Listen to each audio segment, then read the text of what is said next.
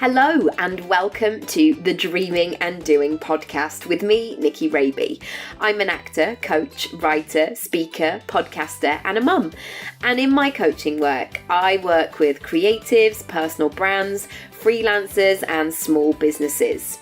In my podcast, I talk about success, but not in a traditional sense. I have conversations with those who have built a business from something they love or who have made a pivot in their career. Also those who have built a brand or a job that maybe didn't exist when they were at school and they found a way to monetize their skills, talents and expertise. I've spoken to loads of incredible people, coaches, designers, journalists, app creators, magazine editors, bloggers, content creators, authors, and all-round movers and shakers. I ask the questions that you want to know the answer to. So, how they started, about money, saying no, saying yes, pitching, presenting, putting yourself out there even though it terrifies you, standing out in a busy online world, growing, scaling and making your work for you and your circumstances.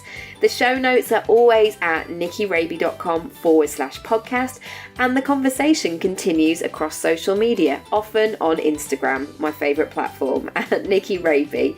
Thanks so much for listening. It's great to have you with us.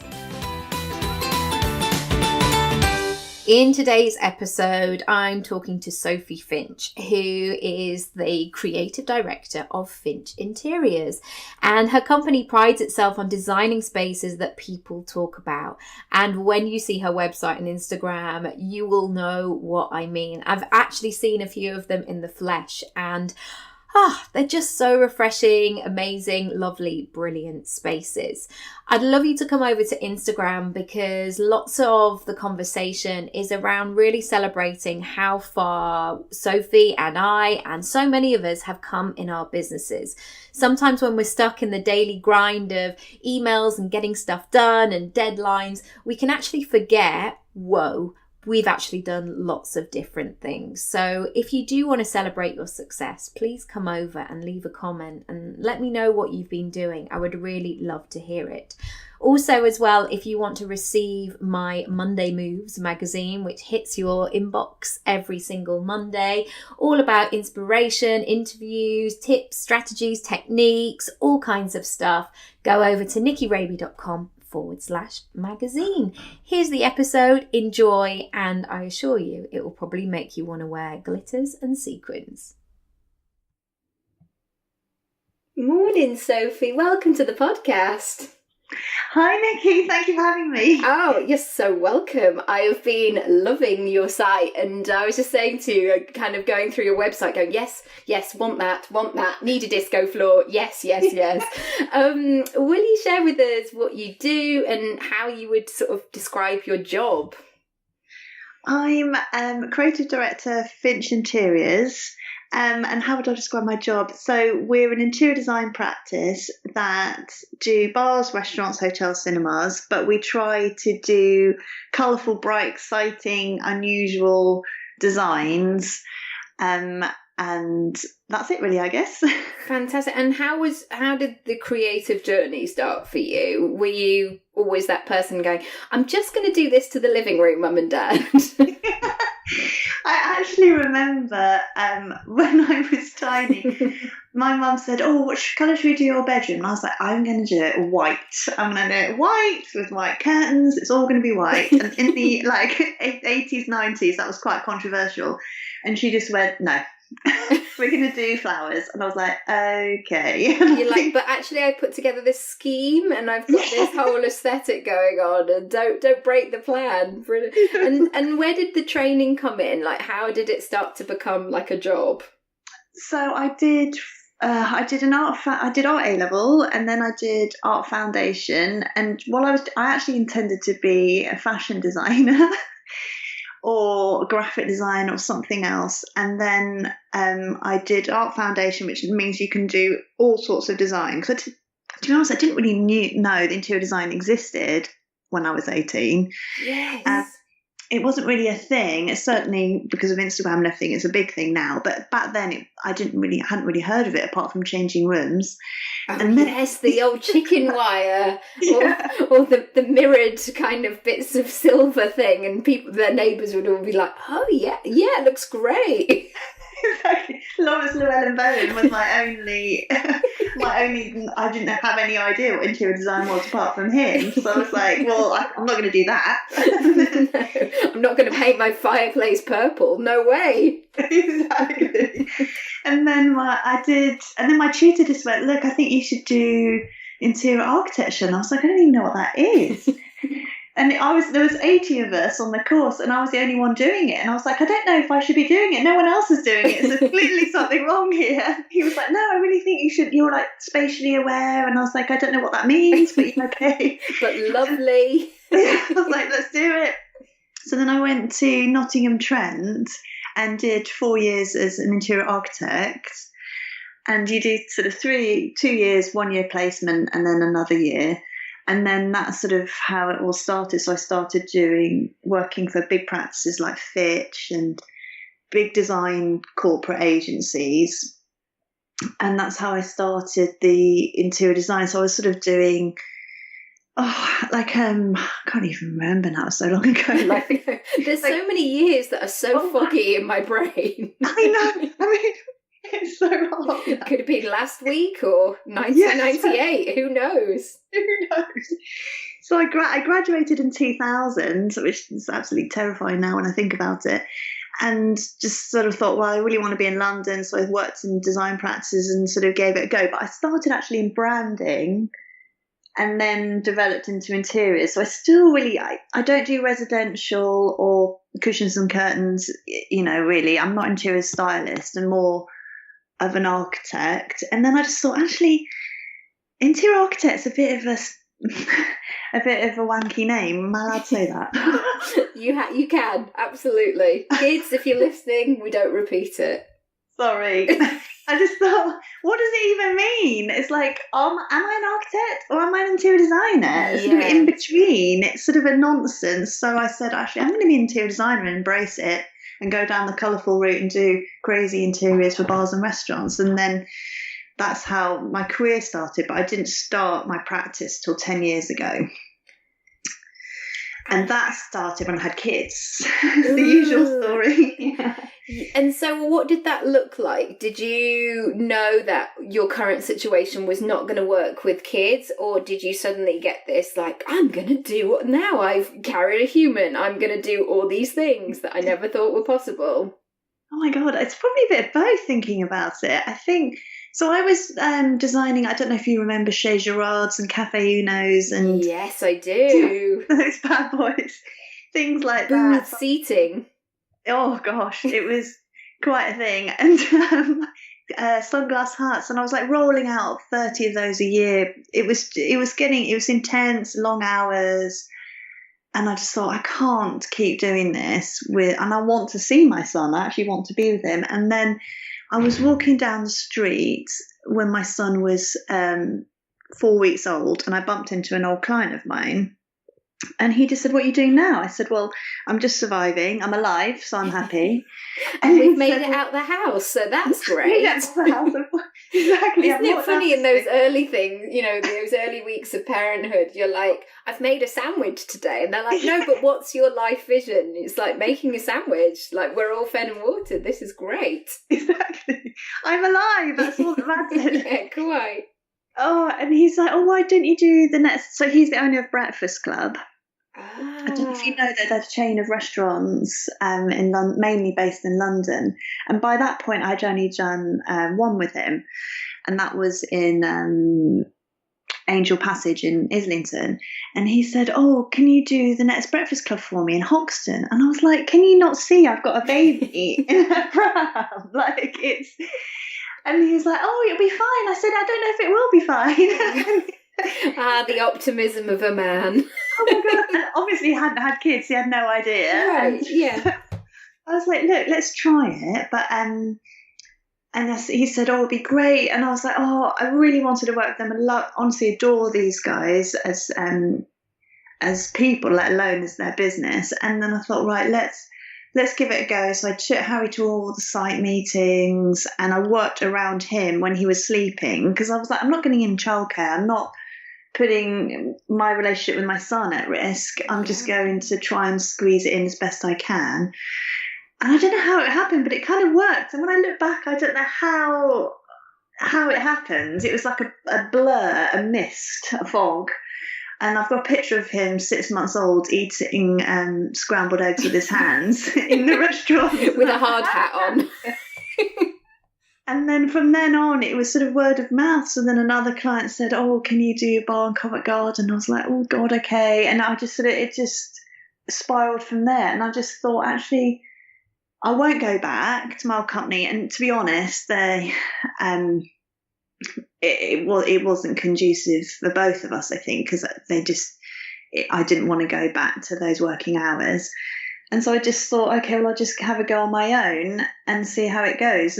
But it was, I know you talk about this a lot, but it was incredibly hard. Yes. Trying to juggle it with trying to nurture and look after my amazing son and not trying to ruin that relationship, and also husbands, and it was really hard trying to squeeze it all in. But now looking back, obviously I wouldn't change it for the world. I feel like there's sometimes a bit of a glamour of like, I just woke up like this, or this just happened, or suddenly I just got this lucky break. And it's like, but the in-between bits of getting everybody out the door without becoming that, come on, move it, you don't want to be that PE teacher on a field somewhere in that kind of voice. But there's just the logistics and that piece of the pie that is for you, where I think back to those sort of Saturday afternoons where I just used to wander around in trying everything on in Oxford Street, and it's just like you don't have that time for yourself anymore.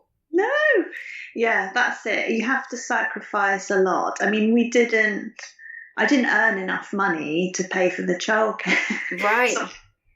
So it was 4 years on my own, just trying to make ends meet, and I refused to put him in childcare till he was 18 months. And then I remember the day where I just gave up and said, I'm going to have to do it. And I cried my eyes out the whole day. Oh, I rang my dad and went, what have I done? And he's like, it's fine. I know. Well, it's so hard, those moments, because as well, throwing in there sort of like, yes, I'm a badass businesswoman and I'm being strategic and I know what I want and this is my product. But also those emotional sides of things. Like sometimes it's just like, I am so tired trying to do all these things. And I remember doing a talk, I've said it on the podcast, I'm sure before, I did a talk when Oscar was about 3 or 4 weeks old at a university, and Matt, my partner, came with me and I fed the baba, and then Matt was with him, and the talk was about an hour and a half, 2 hours, something small like that. It's funny what you sign up to when you're pregnant.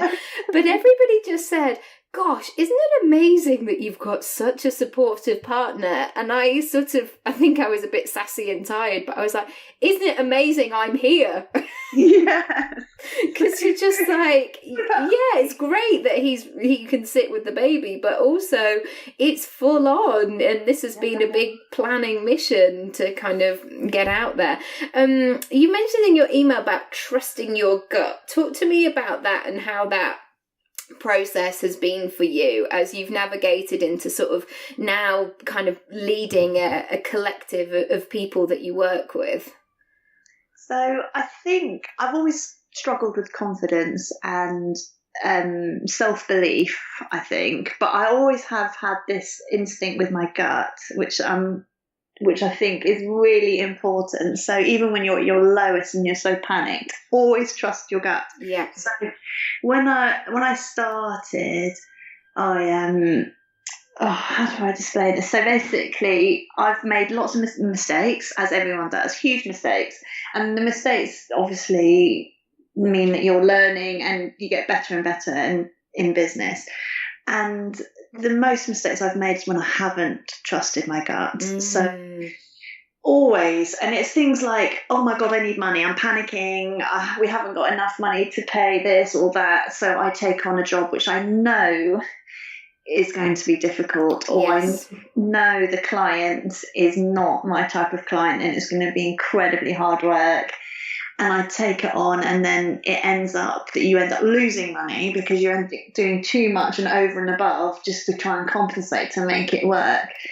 And so I always think it's, and interestingly this year as well, with the economy being a bit of a wobble, I feel like this year I made a mistake again this year. So I've been doing it for 10 years now. My son's 10. And I still make mistakes when I'm confronted by money problems. Yes. How am I going to pay the girls? And I've got to make sure this is all, And you then go, okay, well, I'm not going to trust my gut. I just need to get money in. And I made a couple of mistakes again this year. And I keep having to say it to myself, and I say to the girls, and they go, trust your gut. And we're trying to empower each other and go, oh my God. And it's so important, I think, because you think of the short term, which is, okay, well, at least he's going to pay me a deposit, which gets me over the line for the next few weeks. But actually, the long term thing is it's just a huge mistake. But I think you're not alone in this at all. I think we've all sort of done that, where you're just figuring it out. And even when sometimes I've done things and I'm like, oh, I should have totally written that in the contract, or why didn't I state that up front? Or sometimes I've just been so flowery in my language of like, I don't mind, what do you think? And it's like, actually, no, I need to sort of say what it is that I need. And actually, when you're up, and I think it's almost taught me since having a toddler, if I'm not straight up with him, I am like, life is going to get crazy very quickly. Whereas if I tell him and go, and then we're going to get on the bus, and then we're going to go to Finsbury Park, and then this is going to happen, even though if my dad's ever around, he's like, why are you telling him so much? It's those kind of thinking about stuff, but you don't get that experience from reading a business book. You have to do it and have the ugly cry until it reveals itself of like, oh, I'm not doing that again. It's so true. And learning from those mistakes as well is so important. I think we get so worried about making mistakes and everything going wrong, but actually they're the best things that ever happened to me. I mean, I did a disaster of a job. The project manager was so misogynistic. It was ridiculous. I mean, in my industry, it does happen a lot because it's male dominated, but I try to avoid it. I'm very lucky that I'm surrounded by amazing people that I don't have to see it very often, but occasionally you get a job where you just can't believe it. It's almost like, oh my God, what is happening here? But if I hadn't have done that job, I wouldn't have met this amazing guy who I'm now producing furniture with. So I always think, I'm quite an optimist. I always think even when something is so awful at the time, you think, why am I doing this? Actually, it gifts you in other ways. And you learn from it. Yeah, you really do. I heard an interview, a woman being interviewed by a man the other day, and he was doing this awful, like, he had his hands behind his neck, almost like he was going to do a sit-up crunch or something, like that kind of like, so tell me about yourself. And she kind of would get 3 words out, and he's like, great, good. And I was like, oh, you have no soft skills. This is really awful that I'm experiencing and hearing all of this.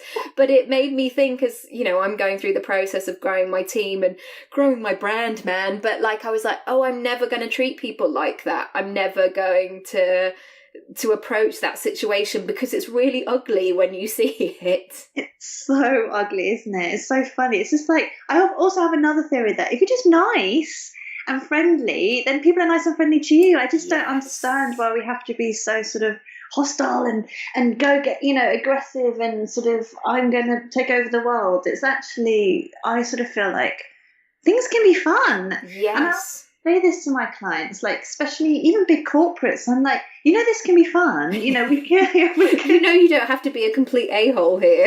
Yeah, exactly. It's like, we can actually work together and do something amazing if we enjoy it. If we don't enjoy it, it will just become awful. Like, you can't produce something amazing in design if you're just stifled by being worried about second guessing people, or that's where it becomes really tricky. You have to be, you just have to have fun with it, I think. And just taking care of those egos. It's like, come on now, like we're all in this together. Let's just like roll up our sleeves and sort of crack on. It's absolutely. How has that sort of been in terms of putting yourself out there and really kind of finding your ideal client? How have you found that process, and do you have somebody really specific in mind that you're marketing to? What does that sort of pitching for work look like, I guess?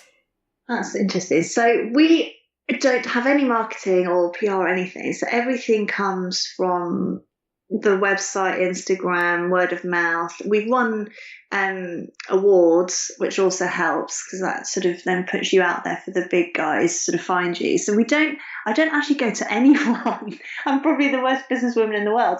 I don't pitch to anyone. They come to me. So I sort of feel like once they've come to me, I've got them slightly on the hook. Yes. Already. So then it sort of becomes a bit easier. And then I must admit, there's still the free pitch thing going on. So we do have to do work for free occasionally, which is also really difficult when you're setting up a business and having to do lots of free work. But eventually you get there. Try and aim for. It's interesting. So when I meet someone, I have a gut feel and I know whether we can work together or not. And what I'm looking for is a fun approach. They want to enjoy the process and they're looking forward to it, and that goes with big corporates like Debenhams and Nando's and everybody. And when I also look for forward thinking and I sort of just want to know that we're going to get on okay. Like, do they want to sort of really think outside the box? So most people come to me because they want to see something totally different and they want to change up their brand and they want to be shocked and see something totally different. So the way we go about it is we call it the big idea. So we come up with an idea that can come from anything, mainly movies, or I don't look in magazines and see what other people are doing, or, because then it's already done, it's already over. So I always get inspired by, it can be anything, to be honest, but mainly movies and TV shows and all sorts of things like that. And then we come up with an idea for them that is something to hold on to, so that when you design the rest of the space, you can always go back to that idea. So, for instance, for the King of Ladies Man, we did a secret bar, and the whole idea was Burt Reynolds lying naked on a fur rug because he was the King of Ladies Man. So we Brilliant. That image spiraled the whole concept, and it was a 90s bachelor pad. Sorry, not 90s, 70s bachelor pad. So it was all sort of shiny and glossy and brass and everything. Amazing. But it was I remember presenting it to the client and actually being quite nervous. And he was like, no, it's great, let's do it. And I was like, oh my God, I've actually done it, oh my God. And that was the first moment where I went, okay, I do know what I'm doing and I'm just going to go for it. And that's what I say to the clients. I'm like, almost hold on to the table. I'm going to take you on a journey and I'm going to push you outside of your comfort zone so that if we come back down from there, that's fine, but we have to go as far as I can take you to be able to do something different. If you want something different and unique, you have to really get uncomfortable. I'm going to have to push you further. Oh, I love that. Can you imagine if you got somebody who was a bit close, like, so does that mean that we all have to get naked? That no, it's just that there's just the image where nobody else is getting naked. That is it. Yeah, you're right. And having that trust in yourself to go, no, I can lead the way. I can set the boundaries. I can set the tone of this and how this sort of works. And yeah, so they kind of come on board with it. That's brilliant. Where do you get your creativity from? In terms of, you spoke about like not actually just sitting at your desk and getting out and about. How do you sort of see things and then capture them to put them away for later, as it were, as and when you need them? Oh my goodness, that's a good question. I think we just can't. I mean, as you know, like creators, as we all know, like you just see something all the time. It's just constant flow of information going in, which I think is why I'm so scatty. It's like I can't. It's sort of organising all of that information that you see all the time, and then saying, okay, I'll use that for that bar there. But I think how we get away from the desk is we go and see films together in the studio. We work from home, so I'm really flexible on time at work, and in that so this is another thing, sort of digress a little bit, is I find what's really important is working long hours does not produce a conducive creative atmosphere. It does not work. So I'm like, we work 9:30 to 5:30 and not past that. And in that day, we might go to the cinema, or we might just sit around and watch Game of Thrones, or we might. I kind of want to work for you. I have no skill or expertise, but I'm available. We might, and on a Tuesday, like we all work from home on a Friday, because I want to work from home on Friday, so the girls should be able to as well. Yeah. And if they want to go and see a partner in a different part of the world, that they can work from there, or work from their mums or whatever. I'm totally flexible about where you work, because I think that gets you away from sitting at your office in your desk 9 to 5 all the time. You can't be creative, because you might see something in a magazine, or you might look out the train window and go, oh my God, that's it, I've got it. Yes. And I get my most of my ideas when I'm away from work, like when you're just having a shower, or just sort of in the middle of the night, I'm like, oh my God, that's it. And then you can sit down and we brainstorm together. I mean, Pinterest is a big thing that's happened recently, but before Pinterest, we still have the same ideas. It's just easier to communicate them to clients now, because they can see something a bit more tangible. But I think it just, you have to be able to breathe, and holidays, and I'm a big advocate of the girls taking holidays and taking a break, because unless you let your brain rest, you can't let anything else in. And which is the opposite in terms of this entrepreneur conversation that happened, 4, 5, 6, 7 years ago, of just keep going, keep grinding, put in the time, otherwise you don't want it. I've said it loads on the podcast, but this coach once said to me when I was talking to him about working with something when Oscar was about 6 months old, he was like, what time does Oscar get up? I was like, 5:30 or something. And he was like, you've got to get up at 4:30. And he was just so like shouting, and I was like, no, because if I got up at 4:30, I'd just sort of wander around. I wouldn't be able to string a sentence together, let alone write an email or any of that sort of stuff. And you're right, I think that sort of nurturing of your brain and your creativity, like taking care of it, is really important. That's exactly it. Taking care, like self-care, we talk about this a lot now, don't we? But I just think it's incredibly important. You just can't produce the amazing work that you need to produce if you're just exhausted. If you can't squeeze another thing into your brain, it's just, you can't do it. Totally. How do you combine logistics of like, right, these are the lead times, this is when this has to go in, to sort of pulling all the process, but also giving yourself that creative wiggle room to go, oh, actually, we need to change direction here, or we need a bit more of this? How do you sort of approach those potentially awkward conversations or shift things around and really, I'm trying not to say it like America's Next Top Model, but like really own that? Because I think there can be that temptation sometimes going, oh no, I've said it now, and like that's what I said that I would do, but knowing in your gut actually it needs to go in a different way. That's interesting. Yeah, so that's actually just from experience now. At the beginning, I used to make loads of mistakes. I used to say, oh yeah, I'll get that to you tomorrow, and then realise that it would take me a week. Yes. Oh God, what have I done? And it was because, to be honest, I think I got away with it because I wasn't charging very much. It was just me on my own. So there was that flexibility, and I felt like I could say, oh God, I've really messed up, I'm sorry. And they'd be like, okay, fine.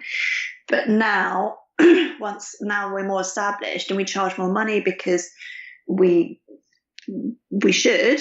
And you're excellent, yes. Yeah, because we're award-winning, and so now we have to. But then that means I can now take on less work. Yes. So I know you talk about this too, and it's like it's a real game changer for me now. So my goal is to obviously do less and do it well. And the girls will tell you I'm quite organised. Like, we have a Monday meeting every Monday where we work out what we're going to do for the week. And I plan sort of weeks in advance. So I know when jobs are coming in, when they're not coming in, when they're going to be on site. So I can see where the crunches are going to be, when people are going on holiday. And then I can react to that. For me, it's always forward planning. So I know that in 6 weeks' time, I would like to go away for a week. So therefore, I need to get someone in, or I need to shuffle things around. And I think clients react fine. So I've never had, touch wood, I've never had an issue, because I always communicate to them. That's another thing as well, is I always communicate that this is going to happen at this date. And so they know what to expect.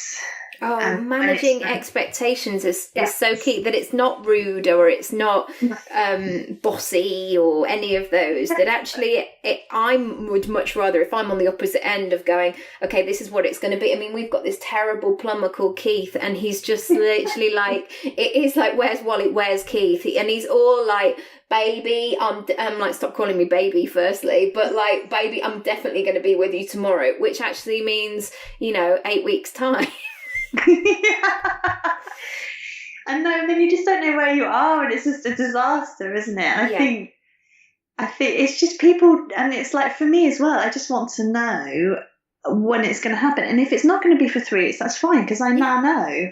But if you're going to say to me it's going to be tomorrow, and then it takes 3 weeks, I'm not going to be happy. That's the thing. It's just like you say, managing expectations. And then that means I can manage the office, and we don't have to ever work late, because I can sort of manage it in the future, so that we're always on top of things. Oh, happy days. And just having that sense of like, no, I mean, I've sort of done that with my content recently, because sometimes I would always have like ideas churning out, and I was like, right, I'm going to do this and this and this. And it's like, why am I making more work for myself? What I actually need to do is be much more strategic and schedule things and make a bit of a timetable. And it's, again, it's like freed up that creative space in order to actually kind of get stuff done.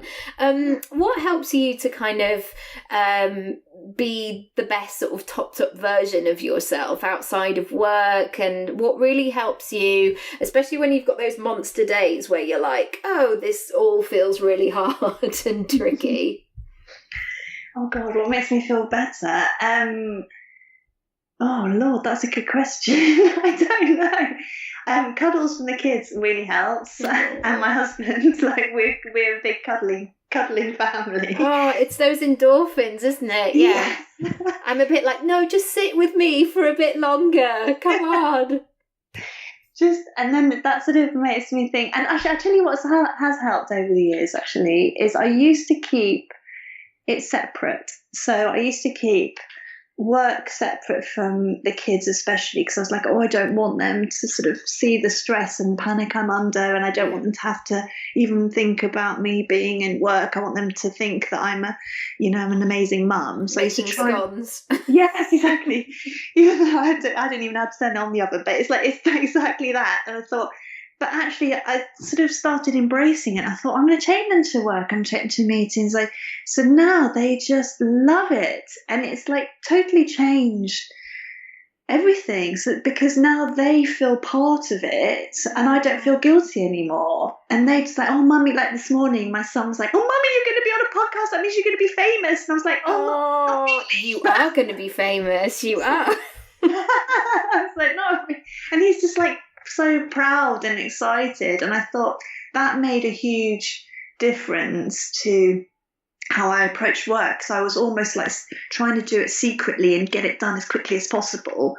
so that they couldn't see it. And now I sort of embrace it, and they come to work, and my daughter was so excited about coming to work with me in the summer holiday.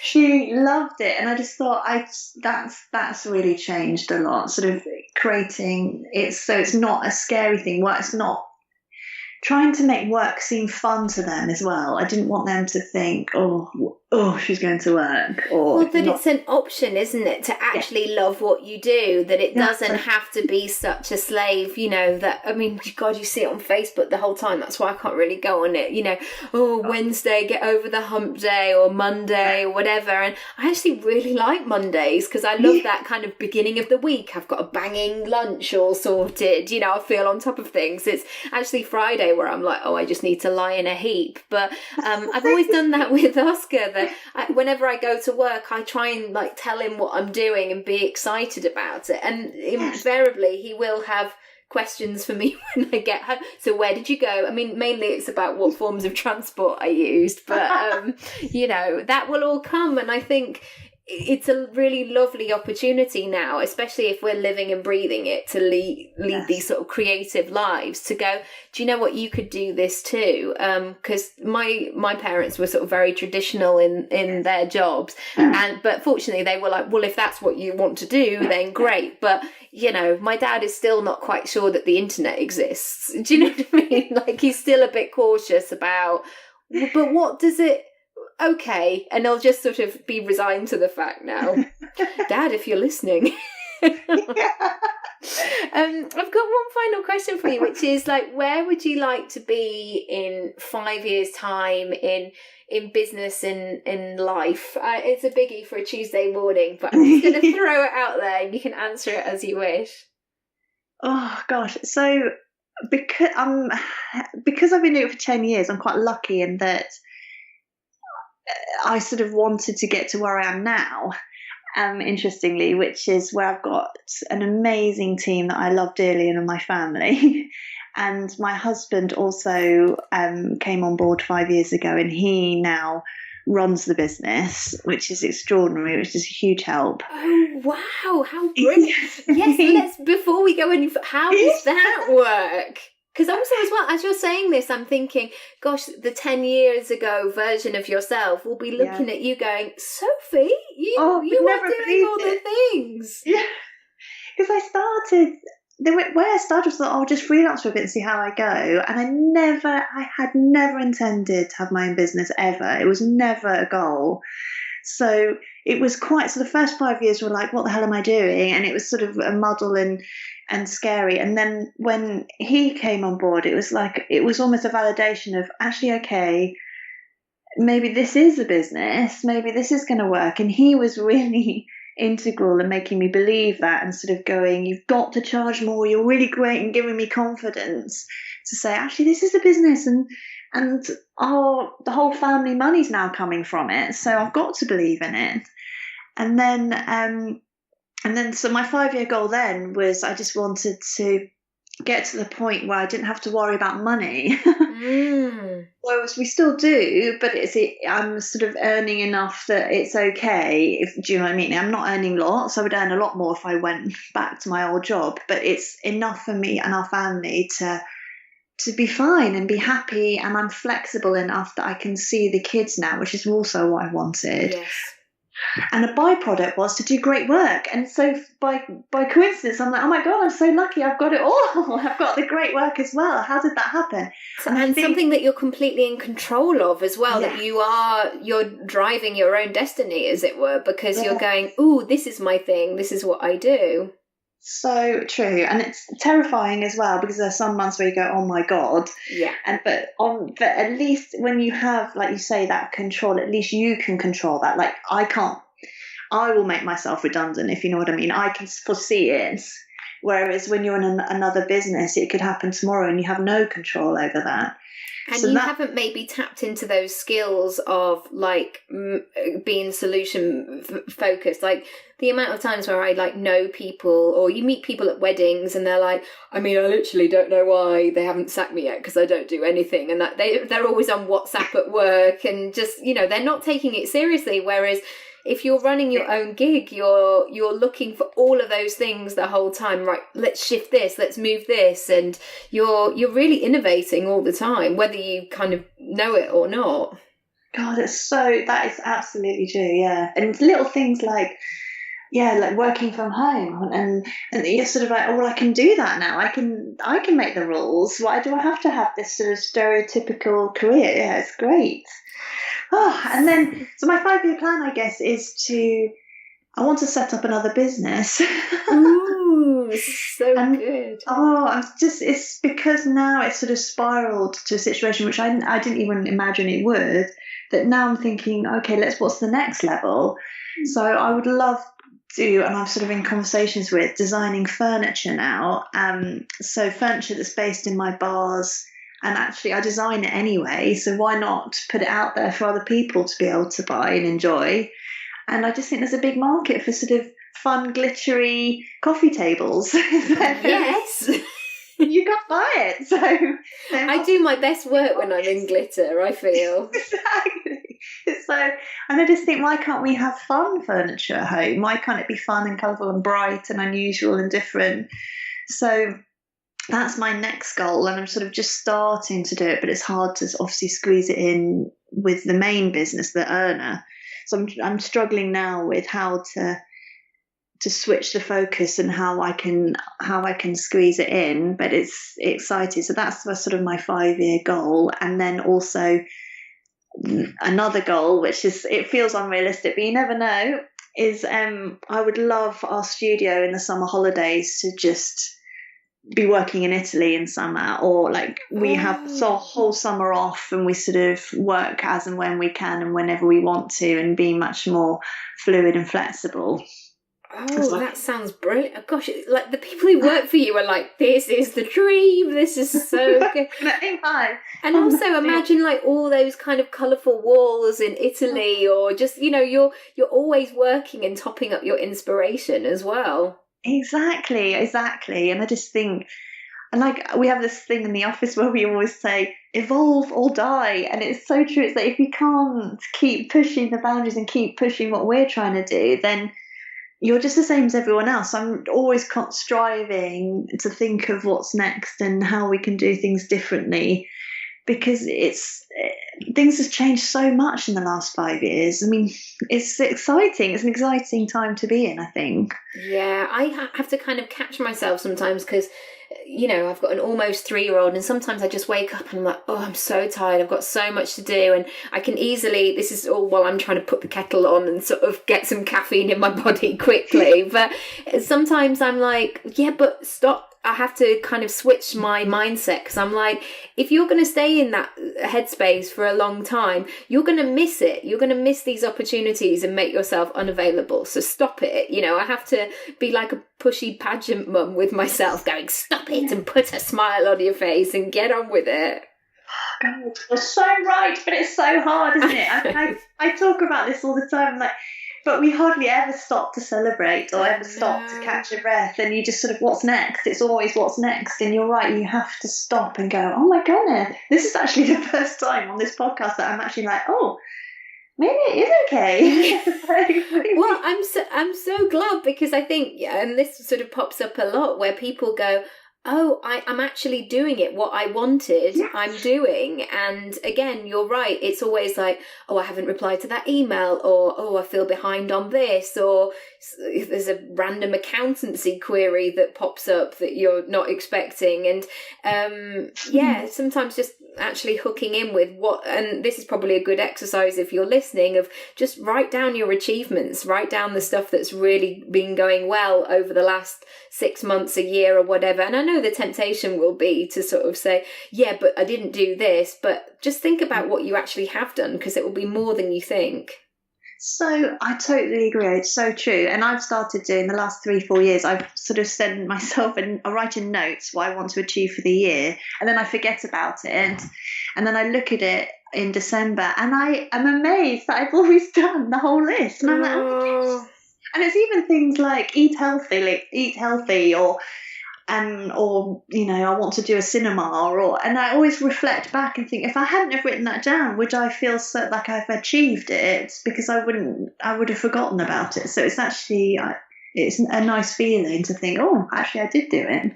And just showing up for yourself, like that sense of like, no, I actually really want it and I'm serious enough and I'm actually going to write it down. Because so many people are sort of random, like, I just want to feel better or I just want more money. Whereas actually if I now have started to write down what I want to earn in the month, and then I write down all the things that I want to buy, and sometimes it's like, and I make it like exciting, like that Joe Malone perfume that I've been trying on, and I'll sometimes, even as I'm like running or something, think up of a character like, because when I have that perfume, like I'll be like this sort of person who wears like a peacock kimono or something, something silly, but I get really excited and in tune with those goals rather than going get 4 more clients, because it just doesn't light you up, and it just feels like such a uphill struggle.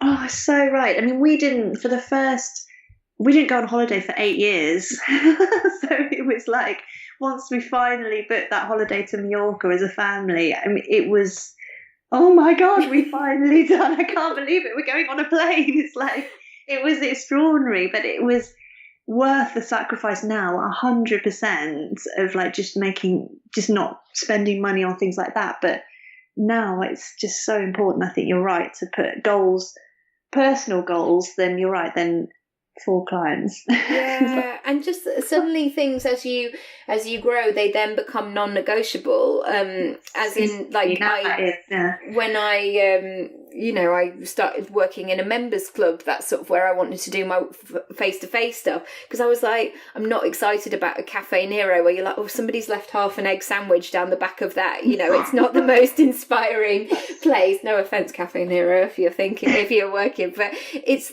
I wanted to create that space for somebody where they could actually show up and do that. And now I've got used to that and that level, I'm not kind of going back. It's you have to show up. But if people want to come and find out more about your lovely designs and visit and I hate to say connect with you, but where should they go? On Instagram, we are at Finch Interiors, and also on Twitter, but I must admit, I don't post anything on Twitter. I'm hopeless. I don't think anybody does. Like, this pops up a lot. People are like, I have Twitter, but I don't really know what to do with it. I haven't posted anything, I think, for 2 years, but I've still got more followers on Instagram. Go figure. And then our website is www.finchinteriors.co.uk. Fantastic. And what can they expect? Kind of describe, I'm looking at your Instagram as I'm talking to you, but I'm going to say the wrong phrases. So how would you describe it? Describe our Instagram? Yeah, or your sort of like, your aesthetic. I mean, I'm look at the big chill bar is just one of my favourites. It just feels like I would wear an excellent hat if I was there. Well, the next bar we're doing at the moment, we're opening in a couple of weeks, is in Shoreditch, and that, how would I describe it, is what we try and do is you open the door and go, oh my God, that's what I want. I want people to go, what is that? So we're doing something, it's quite crazy there. And then we're doing a bar in the basement, which we're ramping up even more. So I suppose, what we start with is how can we really inspire and push people to go, oh, I've never seen that before. That's crazy. But now it feels normal. So yes. And now I never want to leave. Like, I don't want to go back to just, a plain seat. And unless there's something dangling from the ceiling, I'm not interested. Yeah, brilliant. Well, I can't wait to see like what you grow and where you go in the next 10 years. You've done so much already, and I've just loved chatting, and I feel really inspired. And I'm now looking at this big pile of papers next to my desk going, that's not inspiring. I need a disco ball or something. But thank you so much, Sophie. You've been such a wonderful guest. Thank you. Oh, thank you so much. Thank you, Nikki, for everything. It's been great. Thank you so much for listening. I hope you enjoyed it, and I would love to hear what you thought of the episode and share any takeaways with me. Come and find me across social media at Nicky Raby, or you can visit the podcast page, nickyraby.com/podcast.